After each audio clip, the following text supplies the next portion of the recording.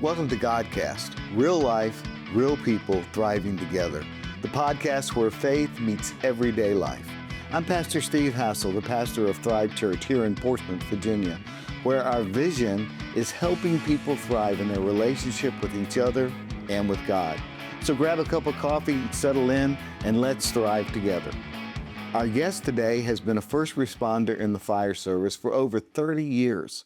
His career began as a volunteer in Virginia Beach, working his way through the many operational and leadership roles. He currently is a captain with the Chesapeake Fire Department.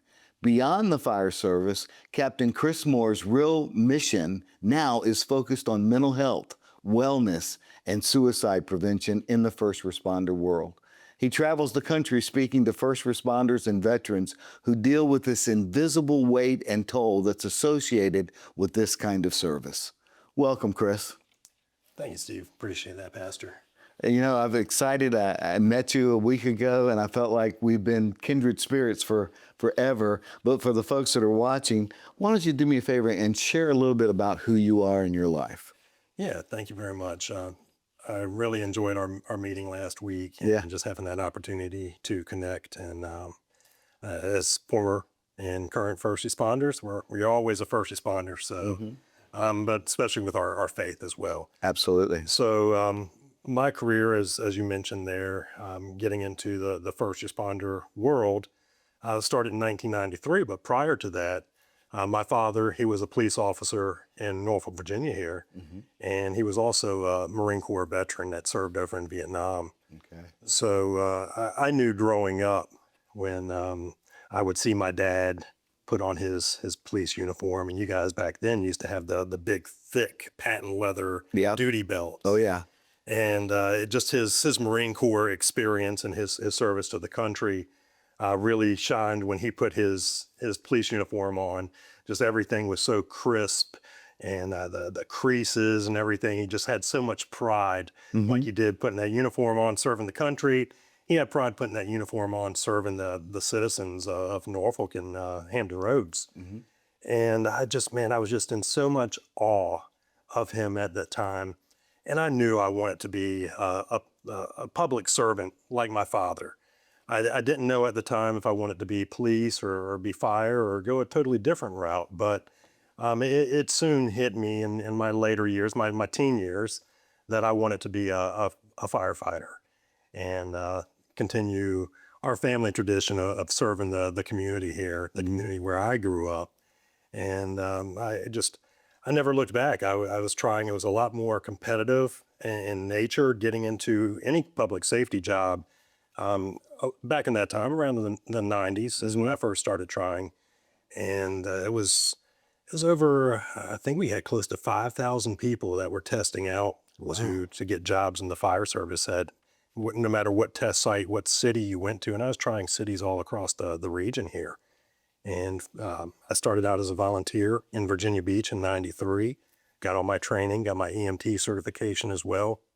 And I would volunteer just about every chance I got. I would show up at the firehouse there and ride with those guys. And I was soaking up and absorbing as much of their knowledge that they had that I could better myself to better serve the community and hopefully get that job as a career first responder. Now, you said you started in Virginia Beach. Were you on the volunteer rescue squad, or did you volunteer with the fire department itself? Volunteer with the fire department. Okay. I didn't go the rescue squad route. I went through the fire academy. Back then it was volunteer recruit school, is what they called it in Virginia Beach, and did that it was January 2nd of 1993 is when we started our academy. Did that and went on and got my EMT. And like I said, just started riding with those guys and just taking it all in and just trying to learn as much as possible.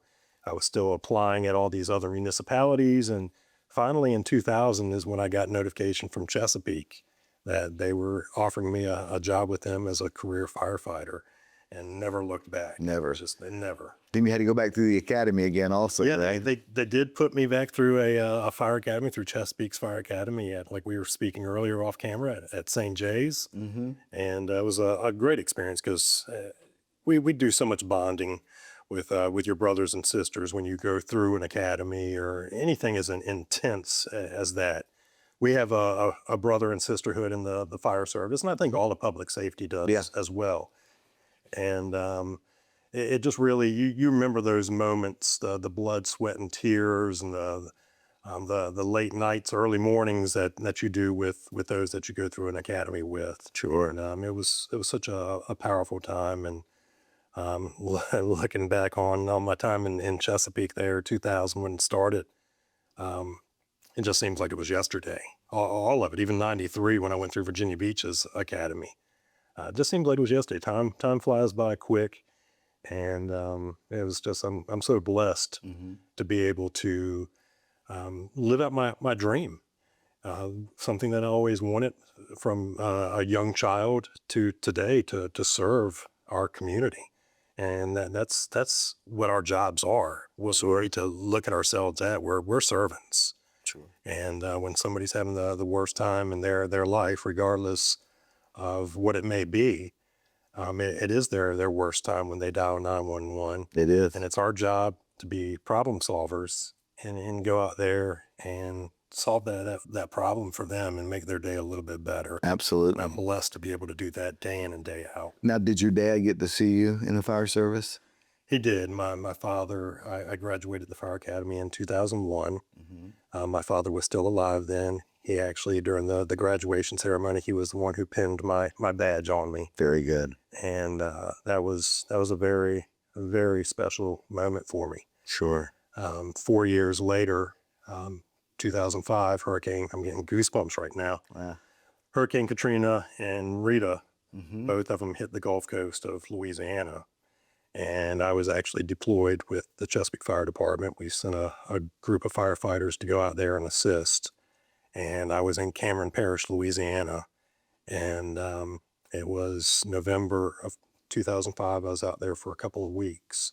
No cell service or anything like that. My dad's health had been very bad, but I had no indication that my father would be passing or anything. If I did, I probably would have left.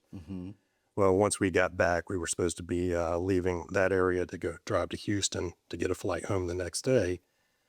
When we left Cameron Parish and we were driving, as soon as we got cell phone towers, my phone just started blowing up on me. And it was notification that my father had passed away while I was gone. Wow. And that was really tough, but I knew in my heart of hearts, and I still know this to this day, that my father was proud of me for everything that I've always done at Roof. But he was proud of me for what I was doing away and helping people that had just lost everything in those hurricanes. Sure. And since then, I have made the rank of lieutenant, and then I made the rank of captain. And both times I carry with me in my Class A, my dress uniform, the picture of my father pinning the badge on me when I first became a firefighter. Yeah, for a lot of people, they were pinning a badge. What's the big deal about that? But your dad, being in public safety, being a police officer, pinning that badge is special, and it's more than just putting a badge on you. It's literally him putting his seal of approval on what you're doing, and that's powerful. So tell me, what do you do with the Chesapeake Fire Department now? What's your role? So I currently serve as a captain. I'm in charge of an engine company, station commander. I'm at Station 12 out in the Western Branch part of Chesapeake. Okay. And just overseeing the shift, and I have 4 guys, four awesome guys that work for me. And my main thing is daily operations, being sure that we're operational, we're ready to serve the citizens at a moment's notice. And my guys are fit, their bodies are fit, their minds are fit, and we're trained on, it's constantly evolving. Sure. EMS and fire, which EMS is 80% of our job. So we're constantly training and staying up to date and current on all of the changes that are happening just on a constant basis. Now, in your introduction, I said that you have a mission now, that your mission is focused on mental health, on wellness, and really hit home when you talked about the suicide prevention. I was told once, and I don't know where I heard this from, that police officers and firefighters, their number one cause of death outside of occupation is suicide. So tell me about that. Yeah, and it's not outside of occupation. If you include occupation in there, traditionally, historically, in the fire service, we average about 100, little over 100 firefighters a year pass to line of duty deaths, Okay. and that could be a motor vehicle accident on the way to a call, perishing in a fire, having a medical emergency while you're on duty, fighting a fire, whatever. That's line of duty, and we're averaging over 100 a year with that. However, with mental health, it's not always reported. Hmm. So a lot of the agencies or families, they're ashamed or think because of insurance that it's best just not to report it. Well, there's organizations out there now that are tracking it and trying to get these numbers. A good friend of mine, he founded the Firefighter Behavioral Health Association, Okay. and he validates these. He gets the reports of, hey, we lost a firefighter, let's look into it, and they do it for police also. They have Blue Help that does it for police, Okay. and we're losing more firefighters, uh, police officers, EMS, dispatchers in the line of duty. And that's with only about, like I said, everything that he's getting in, he's verifying it. So it's not just, we know how the rumor mill is in Sure. safety. It's Hmm. not just rumor mill or whatever. He's getting it. He's actually making sure that the information is legit and correct and verifying it. And he's got about a 60, with 60% of all cases verified, we're actually over that 100 a year where we're losing to suicide. So you Wow. can actually almost double that number. Figure there's 40% more out there that he doesn't even have verified yet. Sure. So, and that's on average where we're losing well over 100 firefighters to that. And the same thing goes with law enforcement through agencies and organizations like Blue Help. They do the numbers and everything too. And if it's something that they can't verify, they don't publish it. They don't put it out there. But it's a lot. I mean, the way there's songs and lyrics and everything. We talk about the weight of the badge, Yeah. and it's tough. The average person in a lifetime, and this isn't downplaying anybody else's traumas or anything like that, but the average person in a lifetime will see one to five traumatic events that they'll have in their lifetime. And then as you can attest to, we can see that in one shift. Hmm. You could see at least five traumatic events. Right. And if we don't have some kind of a healthy, being the key word, a healthy coping mechanism to help us deal with that, then we're setting ourselves up for a disaster. Sure. Well, you're talking about if there's 100 suicides, can you imagine, and you probably can you imagine the number of people who are walking around as first responders that really are walking around with PTSD and don't even know that they have it?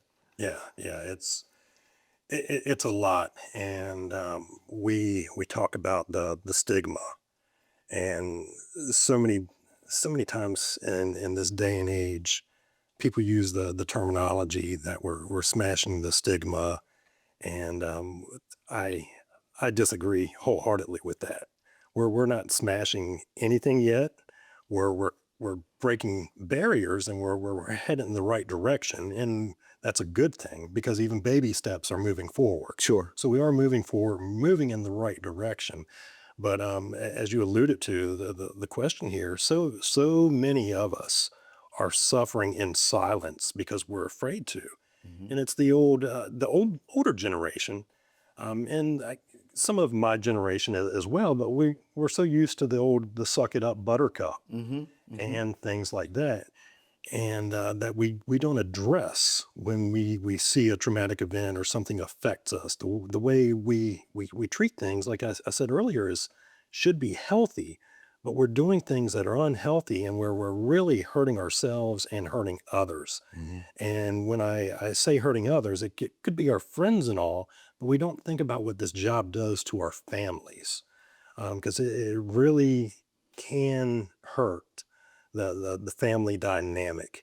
Because as much as we try as first responders not to bring work home with us because we think we're protecting our family, we're actually hurting our family a lot more by not bringing it home and not talking about it and not sharing with our significant others that, hey, I had a bad call. This really hurt me. I'm struggling right now. and I need you here to listen to me and just be here for me. Oh, yeah. Well, my time as a first responder is the generation before yours. As you were saying, you came in 93. I left the police department in 94 to go to Bible college and seminary. So I was in that generation, and I can tell you how we coped with it. We would stand around, and you learn by osmosis. You watch the older officers, and you do what they do. And we would stand around a homicide and start telling dirty jokes or making jokes about people that were there. And at first, it just seemed really cold and callous to me, but I realized that's what everybody does. And really, it was masking. That's all we're doing is masking. But we are real good. First responders are excellent at compartmentalizing. And that compartmentalizing, what you're talking about, that separates our family from us and from our job while we think we're doing them good. And so I see that, I understand that, and I am glad that people are moving forward now. But back in the 70s and the 80s and early 90s, when I was there, it was more than suck it up. If you showed any weakness towards the job, you were labeled. You they don't want to work with you. That kid's going to get me killed. I don't want to be around him. And that's what it's all about. But you and I both found Jesus, which was cool. And so I want you to share with me how your faith plays into this, and how did you find the Lord to start with? Yeah. So throughout all of this and my career, like I said, started, even though I was a volunteer, started in 93, started being exposed to a lot of different things. And I never had that healthy coping mechanism. Mm-hmm. I would just always, like you just said, compartmentalize Sure. the things that we were seeing and the things that I was feeling. And even when I got married, I wouldn't bring it home at all. Wouldn't talk to even friends that I thought were close. I would just, how you were talking about how you and your brothers and sisters in the police service would deal with things. That's what I was doing. Alcohol was it still is a huge crutch and a numbing thing for many of us in this career path. It's like you have a union meeting, and I'm not trying to be a Debbie Downer or anything like that, but union meetings, all right, let's have beers afterwards, softball tournament, let's have beers afterwards, golf tournament, whatever. So I was going through a lot, struggling. On top of our everyday lives, everybody has struggles. Everybody's fighting some kind of battle you don't know anything about. Well, then you put in all the stuff that we see and we're exposed to. My kryptonite, like many of us in the first responder world, is pediatrics. We had a real bad pediatric call on in 2017. Had lots of them, but I look at this big beautiful head here as a bucket. So all of these traumatic events keep going into this bucket since 1993. And I had no healthy coping mechanism to release it. So everything was just piling up in there. And in 2017, my bucket overflowed, and it wasn't pretty at all. That it was just that one call that finally went in, that everything that was in there just started coming out. And it was painful. It was, I literally thought that I was losing my mind. I was going crazy. I had heard of post-traumatic stress before, but living in this area here and in the largest military base in the world, I just thought that post-traumatic stress was just something our service members that serve us and protect our freedoms and everything over in Iraq, Afghanistan, Vietnam, wherever around the world they're needed. I was like, those are the men and women that would be suffering from post-traumatic stress, not me. Well, I finally got diagnosed in 2018 with post-traumatic stress because I was having nightmares and memories of previous calls from decades earlier. Well, all of that came to a head, unfortunately, depending on how we want to look at this. But in 2022, it was March 16th, 2022. I didn't want to be here anymore. I was getting some help with therapy, but I wasn't being 100% open, honest, transparent.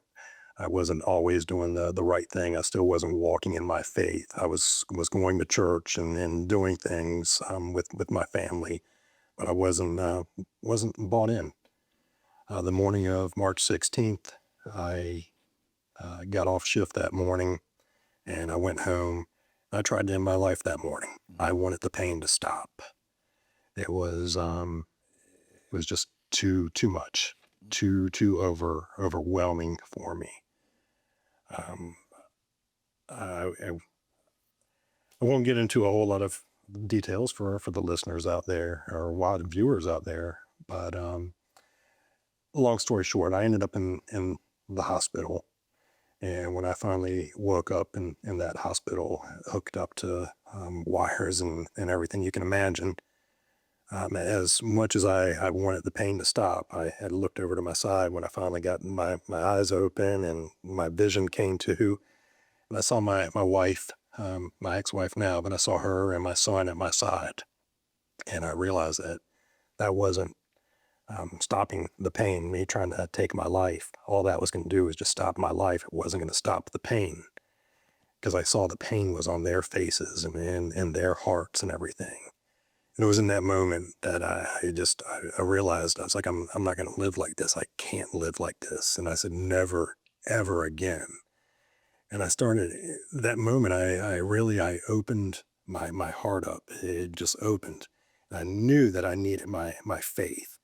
But it still, even in that moment, even though I recognized it and all, it didn't hit me until it was 1 month and 1 day later from my suicide attempt, that I had given the pen, because God writes our stories. And on that morning of March 16th, I had taken that pen away from God, and I tried to write the story, write the ending to my story, but he wasn't done with me yet. And I'm so blessed and so thankful that he was, and I graciously gave him that pen back. And on the morning of April 17th, 2022, it was Easter Sunday, and we were at church, my wife at the time and my son, during our Easter morning service. And that was when the Holy Spirit, it flooded me. It just completely enveloped me. And I've heard stories of it before. Yeah. Where others have just talked about that and just feeling the Holy Spirit and just God's grace just from head to toe. And that's what happened to me that morning. And that made me a believer. And since that morning, I totally, and we all, I still have my faults. We all do. Nobody is perfect. But I've been walking alongside, because he's always been walking alongside me. Yeah. But since that morning, I've been walking alongside Jesus and accepted him that morning, that April 17th, as my Lord and Savior. And it was a couple months later, the church I go to, we do baptisms throughout the year, but in the summer months, we do them at the ocean front.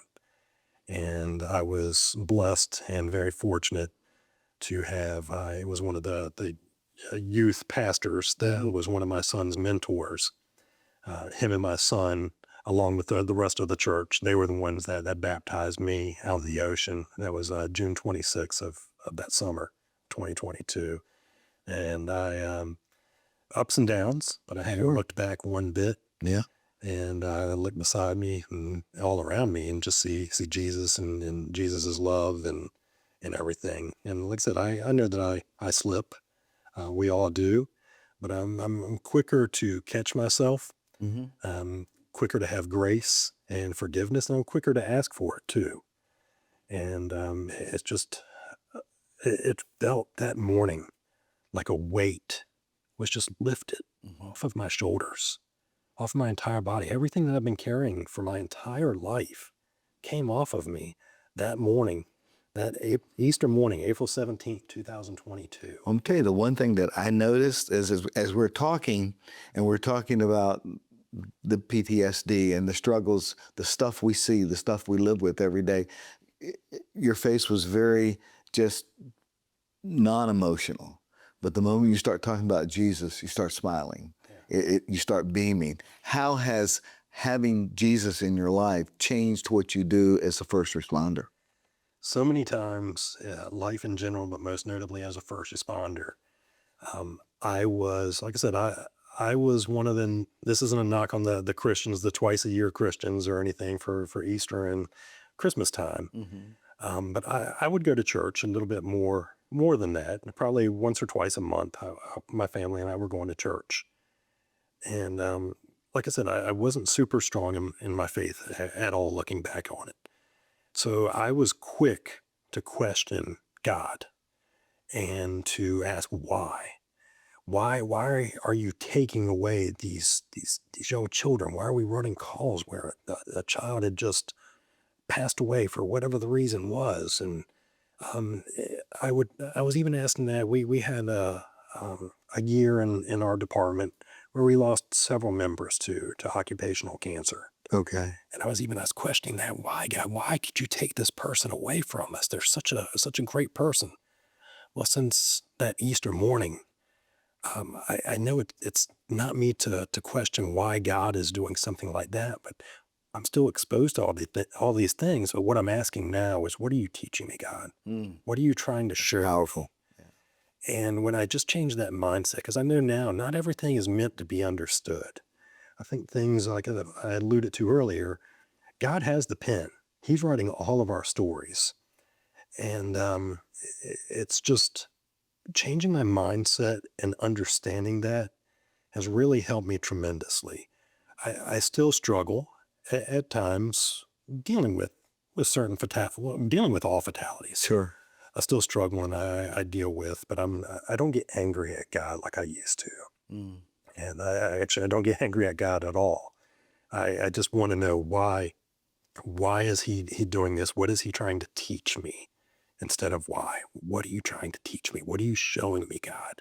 Where do you need me? Where do I need to go? And I think a lot of that is that, hey, I'm here. I'm still here for a reason to talk to these other first responders across the country. But first and foremost, while I'm right here, is to talk to my guys. When we're driving back from the fire engine or on the fire engine, I'll do a checkup on my guys and see how they are. Later in the shift, I'll just follow up with them. Hey, I know that was a bad call that we saw. How are you doing? Are you really doing okay? Because the biggest lie in the world is I'm okay. Yeah, I'm okay, or I'm fine. The biggest two words. Sure. I used to think that it was I do, but when it's actually I'm fine. It's the two words, and we say all the time, and we know that we're not. In our career path, we get paid to go out and we deal with other people's problems, but we don't deal with our own, or we don't deal with the problems of our brothers and sisters who are riding beside us. And now through God's grace, I don't force my faith on anybody, because I think when you start forcing things on people, all you're doing is pushing them away. Farther away. Right. But they know where I am now with my faith. I don't hide it, but I show them that I care about them. If I ask somebody how you're doing and they're, oh, I'm fine, or I'm okay, how we know that's the biggest lie, I wait just a few seconds, usually about 10 seconds, take a couple nice deep breaths, then I look at them. I say, hey, Pastor, how are you really doing? And 10 times out of 10, when I do that, their answer changes. And they're like, you know what? I do have something going on in my life, or that call did affect me. Because they see that I cared enough about them, that I'm vested in them. I really care, and I want to see how they're doing and how they're feeling and how they're coping or relating to something. And once they realize that I'm vested in their well-being, they open up to me. Sure. I think we need to do a lot more of that in this. Oh, I agree. I got to tell you, Chris, this has been so good. And I know we barely scratched the surface. I think we need more time. Let's continue this next time. Make sure that you join us on our next episode of Godcast, Real Life, Real People Thriving Together. We hope today's episode has been encouraging and inspired you. If so, make sure to subscribe, leave a comment, and share it with somebody who needs to hear it.